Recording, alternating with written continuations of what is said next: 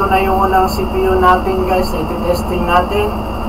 So itong board na to ay Intel 2nd to 3rd gen motherboard. So una kong ginagawa nito is yung kinakabitan ko muna yung sarili kong power supply. Hindi ko ginagamit yung original power supply nito kasi ilang beses na rin ako na putukan. So safety muna tayo. So iti-testing natin kung nagana ba. So una kong ginagawa guys ay nilalagyan ko muna ng bawat testing ko ng itong beep sound o speaker ng motherboard. Kasi ito yung palatandaan ko na may pag-asa na buhay yung motherboard. Pag nag-beep to, ibig sabihin yung motherboard natin ay nakaka-detect ng processor. So umpisahan natin. Sana gumana.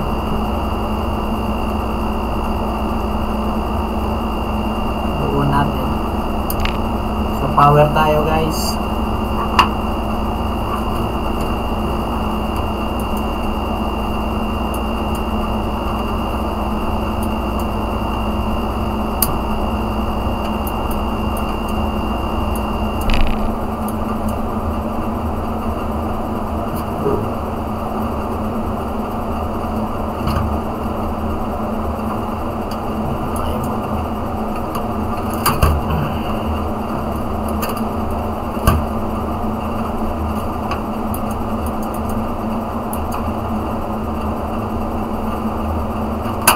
Kaya pala ayaw mag-on guys kasi hindi pala nakakabit yung power switch nito.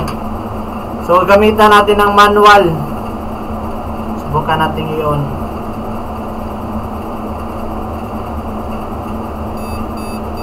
So yun, nag-beep siya mga guys. So may chance na gagana ito. So lalagyan natin ng memory.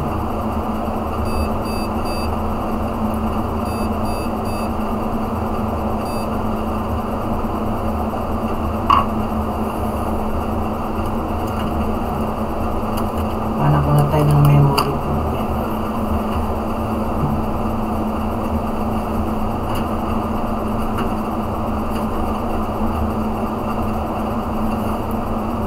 So ito guys, kumuha muna ako ng memory doon sa mga motherboard na bilhin natin. So ikabit natin kung goods din ba ito.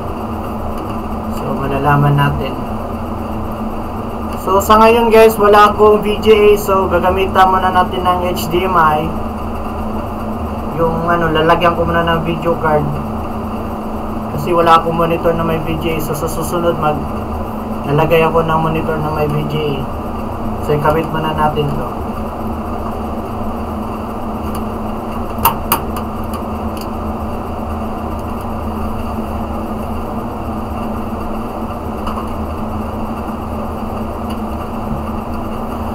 So guys, ito yung video card na nabili natin na 100 pesos din.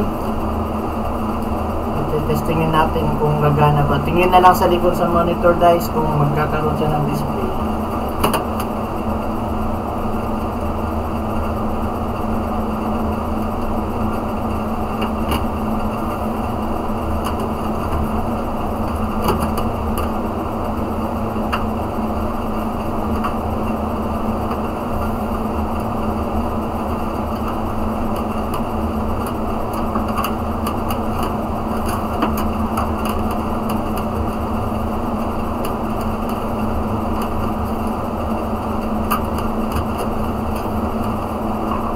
Rin natin.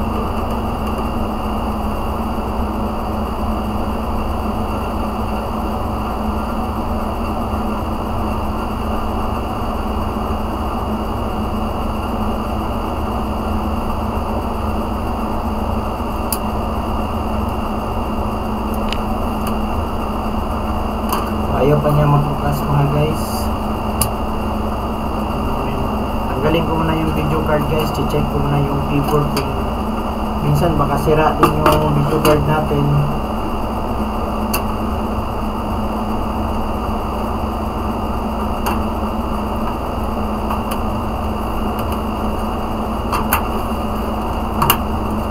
Kabit natin yung memory. So tignan na lang natin yung keyboard guys kung iilaw ba yung kanamlock nito.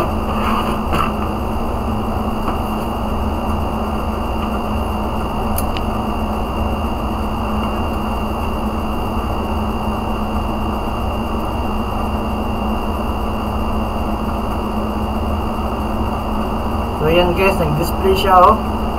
May namlock na. So kabitan natin ulit ng video card. Patayin natin. Minsan kasi itong mga to madudumi, pero quick kasagaya sinabi ko, quick test muna tayo. Test natin. Magsasuccess ba tayo sa unang tinesting natin?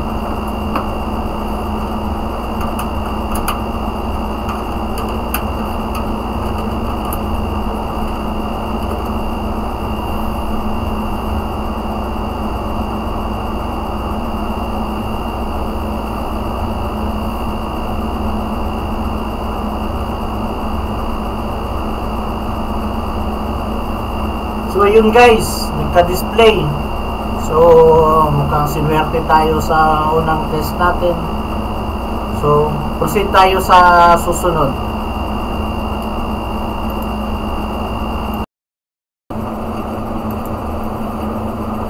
So ito na ulit yung pangalawa natin, Intel motherboard pa rin. Yung model nito ay BioStar. So nilagyan ko ulit ng speaker. So detection muna tayo sa processor. Ganyan kasi unang pag-troubleshoot ko mga guys. Nalagyan ko muna ng buzzer para may idea ako kung nagre-response yung motherboard natin. So i-power on ulit natin.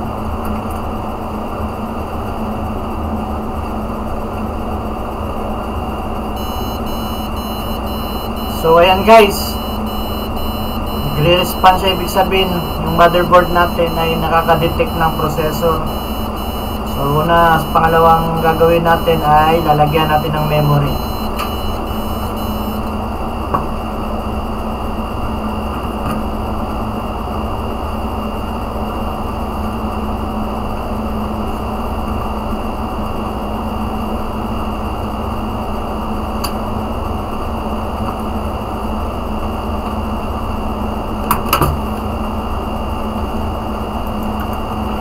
Natin yung keyboard kung magna-numlock ba ulit. Itong ilaw na to, pag nag-numlock yan, ibig sabihin may display na yan siya. Saka natin lagyan ng video card. So power on natin ulit.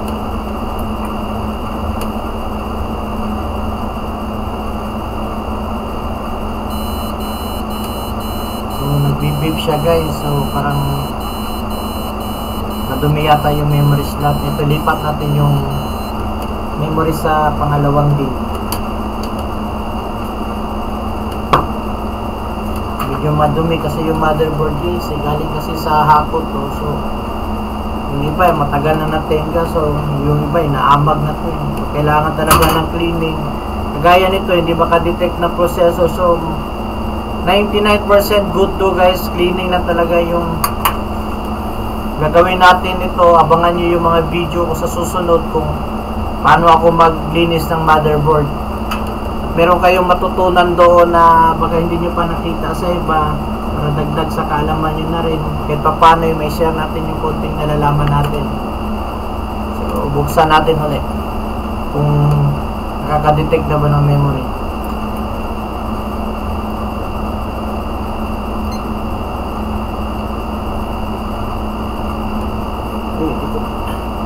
Pala na ikabit yung USB natin guys.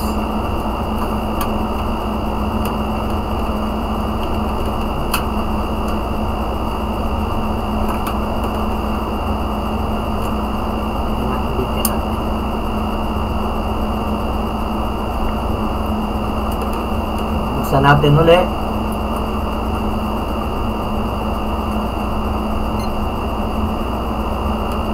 may beep siya guys, pero ayaw na mag-on ng numlock nito eh. Bakit kaya? Pero may beep na siya eh. Nagbubot na eh. Edit. Sorry ko na. Kabit man natin yung heatsink guys kasi mainit. Sa paso. Masira yung motherboard natin.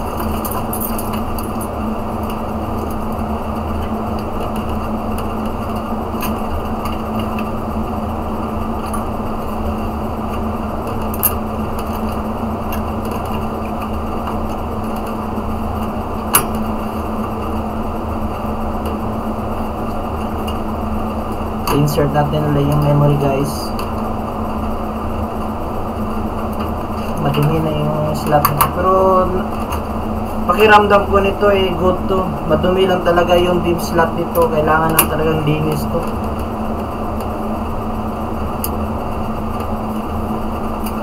Yung mga USB slot nito madudumi na rin eh. Buksan natin ulit.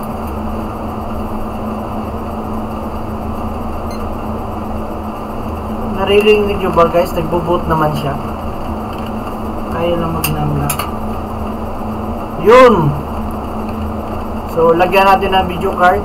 Makikita nyo ba? Patayin natin ulit. So, buksan natin ulit.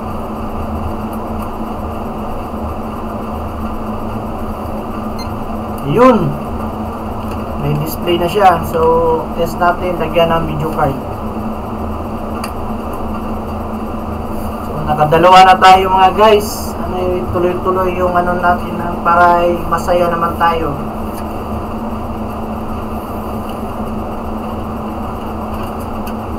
Ito muna yung titest natin na video card na boot up natin para mabilis tayo. Kasi gaya ng sinabi ko, quick test lang tayo.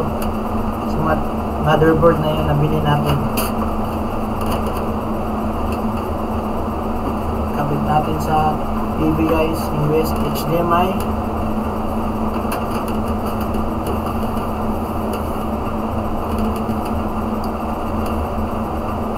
So, power on natin ulit.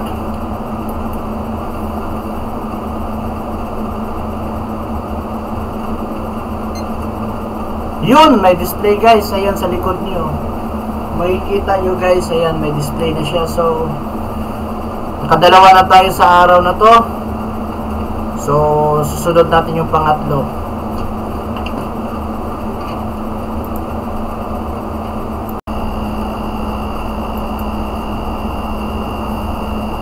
So, ito guys, yung pangatlo natin. Hindi ko na ginamit yung muna yung power supply ko kasi makinis pa yung pyesa natin guys na CPU na nakuha natin. So mukhang good pa tong power supply nito kasi makinis. So nilagyan ko na to ng buzzer. Check natin kung magdi-detect siya, kung magbi-beep siya, kasi importante sa akin mga kamaster yung beep talaga, kasi may palatandaan ako doon o bilang na malalaman ko kung anong problema ng motherboard. So, pandarin natin to kung may detection ba ng proseso na magbi-beep siya. So, yun guys, nag-beep siya. So, patayin natin, lagyan natin ng memory. Kailang maingay yung motor nito.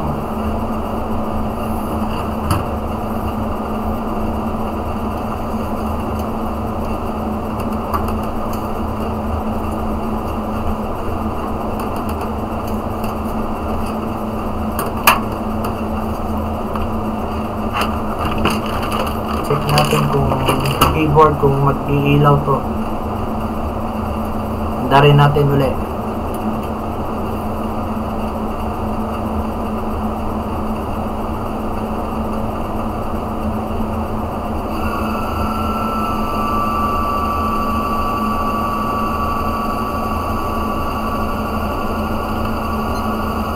So yun guys, may numlock siya. Nag-beep siya, narinig ako nag-boot eh. Kaya lang ayaw milaw ng numlock. Hintayin natin.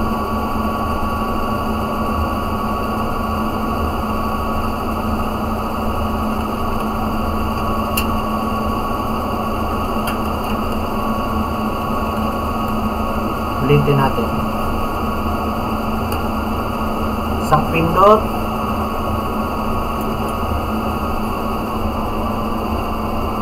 Ayun yung mamatay. Push natin yung power button na matagal para mag-off. So ulitin natin ulit. Power on.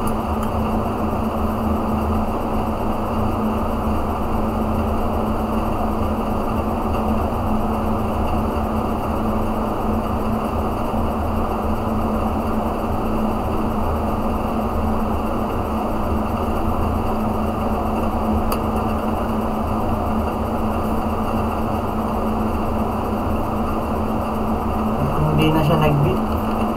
Tanggalin natin ulit yung memory mga guys kung i-detect ba talaga ng processor ito.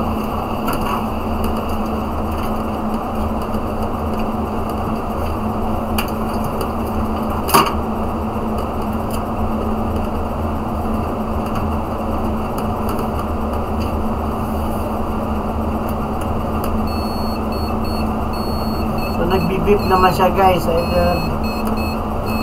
Kaya lang guys, kung maririnig nyo yung beep niya, kakaiba yung tunog, parang may pagkagaral-gal konti guys. So duda ko nito, parang may tama yung north bridge nito kailangan itong i-reflow kasi may naririnig akong minsan nagbi-beep siya, naggagaral-gal. So pag ganyan kasi guys, may tendency na yung south bridge nito, itong chips dito may problema. So lagyan natin ulit ng memory pag hindi pa siya umandar. So next tayo sa ipitest natin na iba.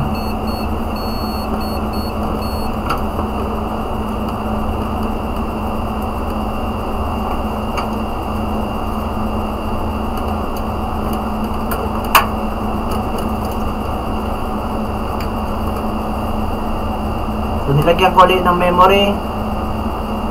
Bubot natin ulit kung mag-boot. Pag hindi, proceed tayo sa susunod natin. Gagawa ko to ng video kung paano natin to ayusin, kung maayos pa natin to.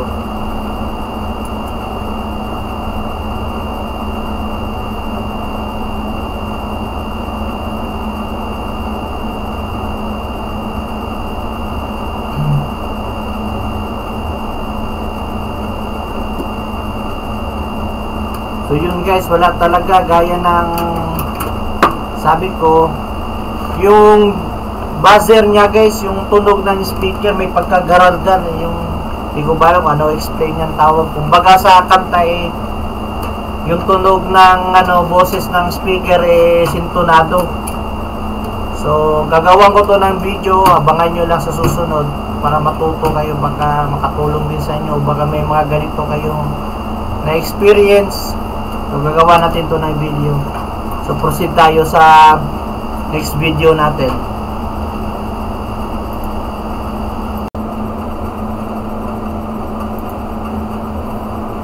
So ito naman yung pang-apat natin guys. Ang model naman ito ay ASUS 1155. Ito na alam ko yung model na to PH861 MLX3 Plus version 2.0. Pwede rin to sa 3rd gen na processor. So nilagyan ko na to ng buzzer. So pandarin natin kasi mamanual ko lang to guys kasi putol na yung power switch nito dito sa yung sa casing nya. So power on natin kung magbi-beep siya.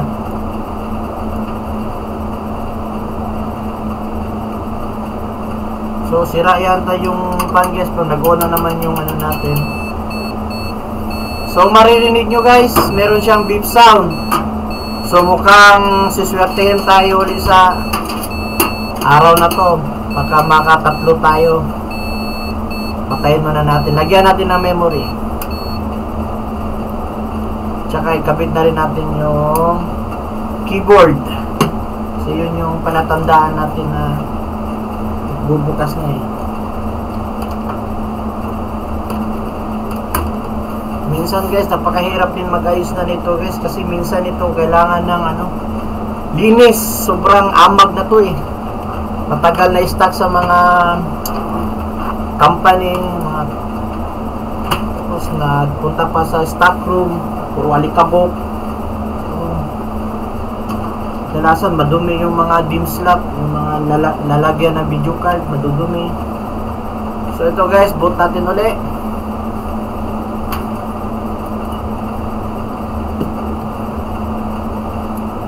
Manualin natin yan kasi sira yung power button ng casing.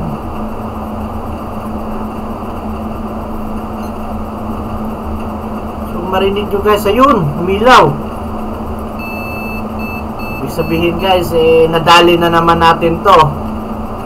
Ayos. So lagyan natin ng video card. Kaya lang nakita ko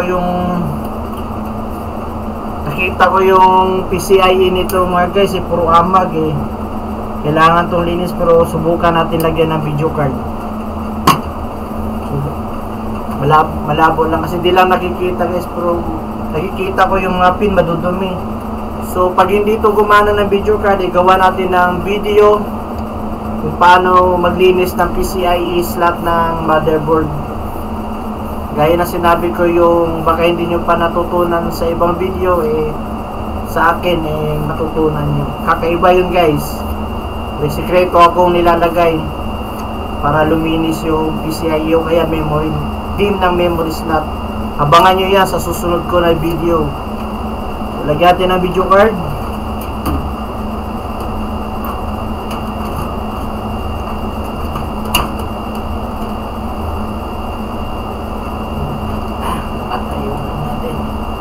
Testing natin. Buksan muna natin itong pag-testing natin sa likod. Nag-auto off to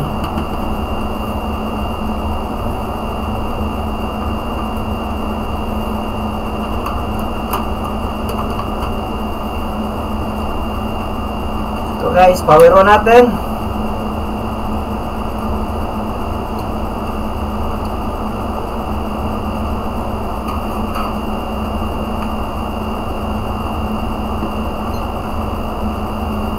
Yun, nadali na naman natin guys. Ayos. So okay na to guys. Proceed tayo sa susunod nating CPU.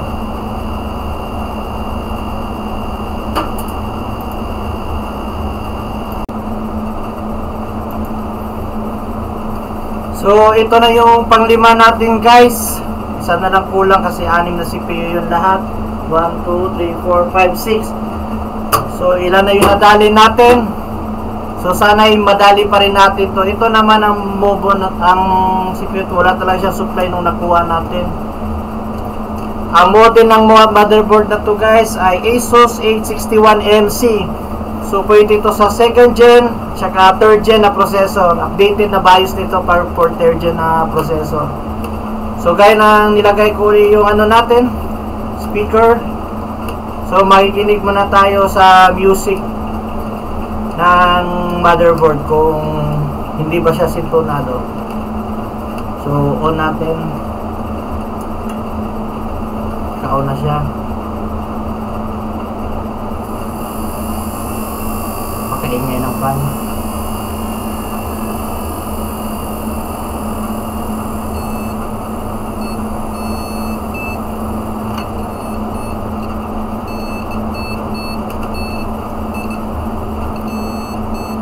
So ayan guys, narinig nyo, mukhang hindi siya sintonado, mukhang naglulus lang to guys kaya parang ganyan yung tunog niya. Pero pag hinawakan ko, yung lakas ng buzzer niya guys ay stable siya, hindi siya garagal o ano man tunog, hindi siya nagbabago. Basta ito yung palatandaan ko guys na stable yung tunog niya, hindi nagbabago, humihina o lumalakas.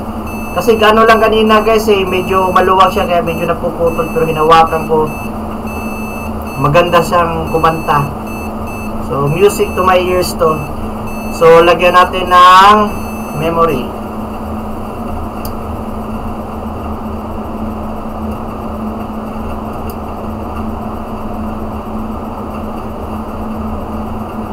Ano ba yung memory natin? Hilo na ako sa dami ng pyesa.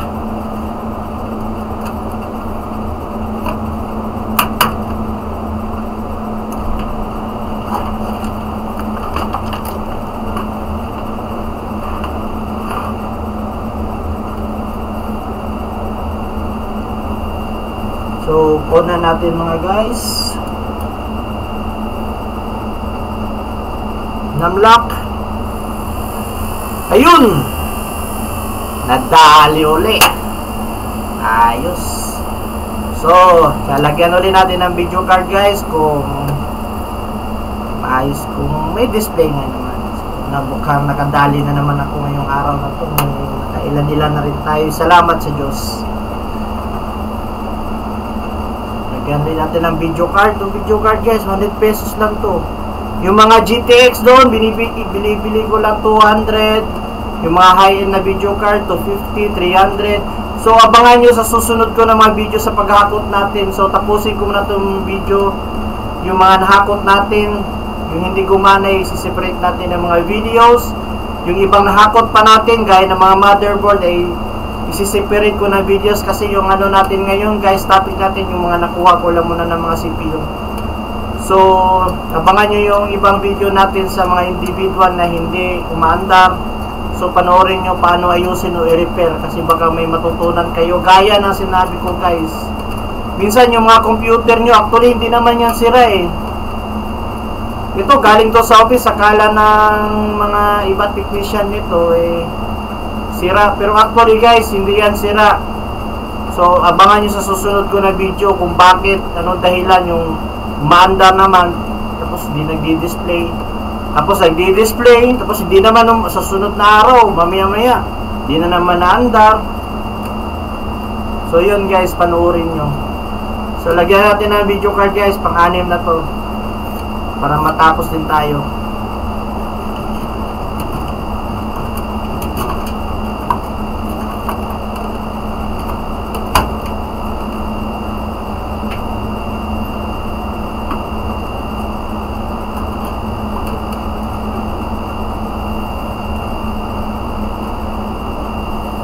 So guys, power on.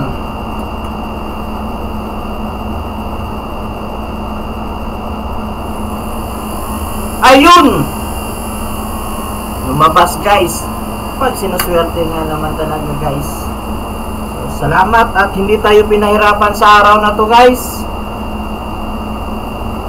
Mukhang binubuenas tayo. Pero ito yung alam ko, ito yung inabangan nyo guys. Yung nahakot ko na Xbox One. Xbox One yun? Oo, Xbox One. Ito yung isusunod natin ngayon. Ako excited din ako eh. So, tapusin na natin to. Isusunod natin yon.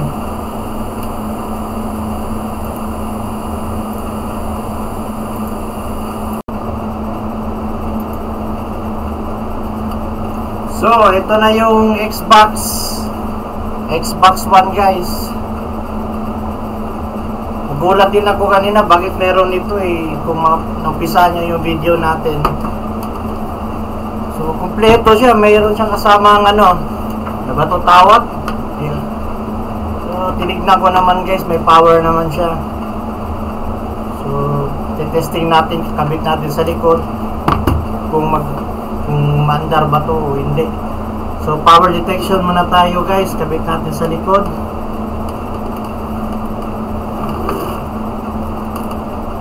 So ito yung power on niya guys, pinanood ko sa YouTube. So power on na natin. Ayun, umilaw. May power. Naku. Ang bubinasin tayo sa araw na to guys ha. Patayin muna natin yan. Okay. Lagyan ko na ng video card.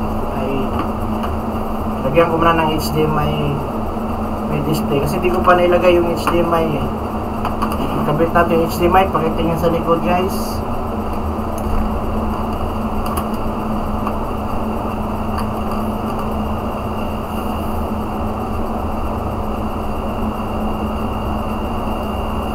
Ang tao, naka-on naman guys, eh, kapatay pala.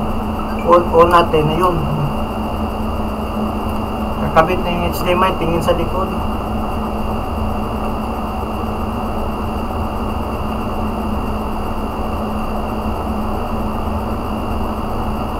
Walang tao.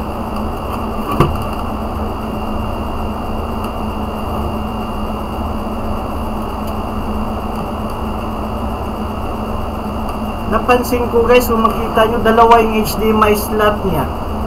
Isa, ito ko nilagay. Lipat kaya natin guys kung dalawa, kung may dalawa nakita ko HDMI, hindi kasi usanay dito sa console na to. Lipat natin sa malapit sa power switch. Ayun! Meron guys, oh! Tumutuloy kaya?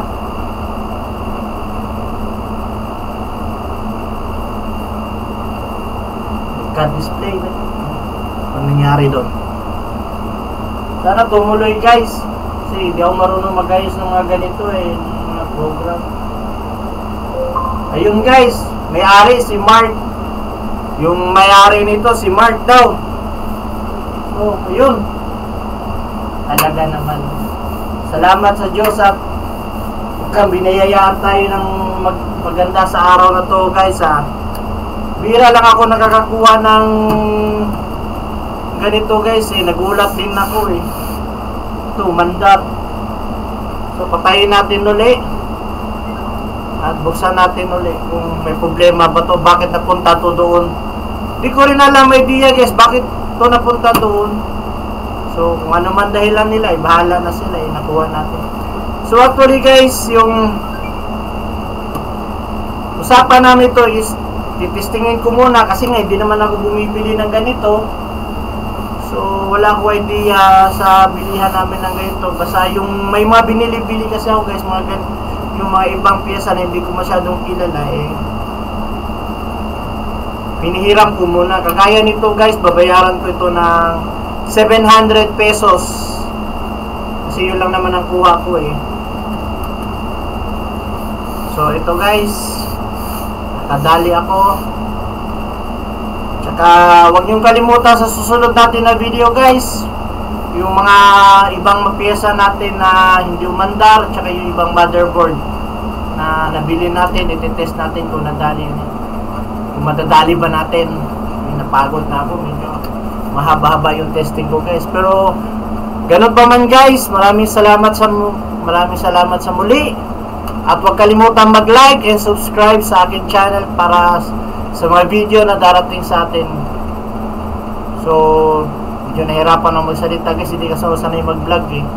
So ganun guys, maraming salamat, hanggang sa muli.